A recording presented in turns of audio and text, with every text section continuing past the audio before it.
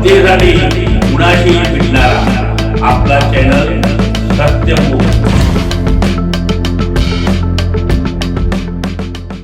The seven wonder ग्रुपच्या वतीने मराठी नववर्षाच्या निमित्त गुढीपाडव्याच्या पूर्वसंध्येला म्हणजेच बुधवार दिनांक 18 मार्च रोजी सायंकाळी 8 वाजता येथील श्रीमंत नारायणराव घोरपडे नाट्यगृहामध्ये 80 आणि 90च्या दशकातील सुपरहिट गोल्डन सदाबहार हिंदी मराठी कराओके गाण्यांचा कार्यक्रम आयोजित केला।